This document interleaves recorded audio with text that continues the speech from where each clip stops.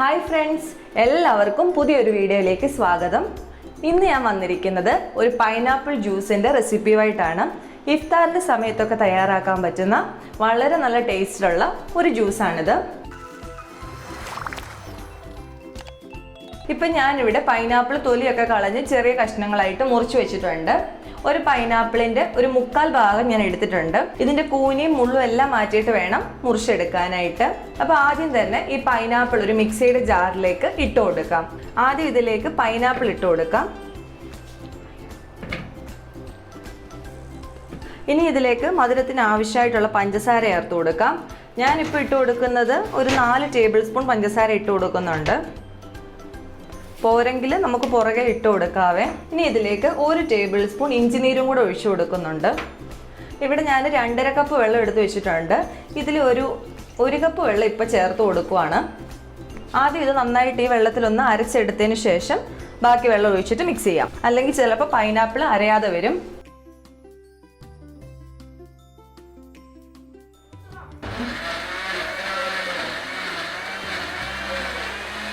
ഇപ്പോൾ ഇത് മിക്സ് ചെയ്തെടുത്തിട്ടുണ്ട്.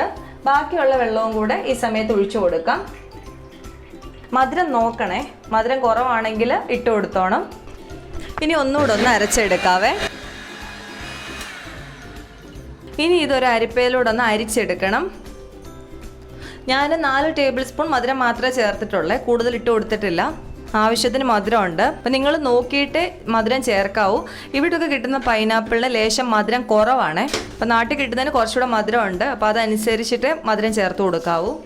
ഇപ്പോൾ ഇത് അരിച്ചെടുത്തിട്ടുണ്ട്. ഇനി ഇതിലേക്ക് ഈ കസ്കസ് കൂടെ ചേർത്ത് കൊടുക്കാം.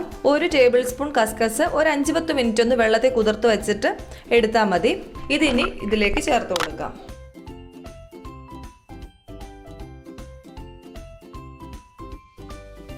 കസ്കസ് മിക്സ് ചെയ്തെടുത്തിട്ടുണ്ട്.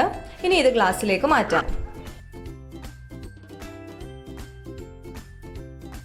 ഞാൻ എടുത്തേക്കുന്നത് വലിയൊരു ഗ്ലാസ്സിലാണ്. ഒരു 3-4 പേർക്ക് കുടിക്കാനുള്ള ജ്യൂസ് കിട്ടും. ഇഫ്താറിന് ഡ്രിങ്ക്സ് തയ്യാറാക്കുന്ന സമയത്ത് പൈനാപ്പിൾ ഉള്ളപ്പം ഈ രീതിയിൽ ഒന്ന് ട്രൈ ചെയ്ത് നോക്കുക. എല്ലാവർക്കും ഇഷ്ടപ്പെടുന്ന നല്ലൊരു ടേസ്റ്റാണ്. എന്നിട്ട് ഫീഡ്ബാക്ക് കൂടെ പറയണേ. ഇന്നത്തെ വീഡിയോ നിങ്ങൾക്ക് ഇഷ്ടമായിട്ടുണ്ടെങ്കിൽ ഒന്ന് ലൈക്ക് ചെയ്തേക്കുക. സബ്സ്ക്രൈബ് ചെയ്യാത്ത ആരെങ്കിലും ഉണ്ടെങ്കിൽ ചാനൽ ഇഷ്ടപ്പെട്ടിട്ടുണ്ടെങ്കിൽ ചാനലും കൂടെ സബ്സ്ക്രൈബ് ചെയ്യണേ. അപ്പോൾ അടുത്ത ദിവസം വേറൊരു വീഡിയോ ആയിട്ട് കാണാം. താങ്ക്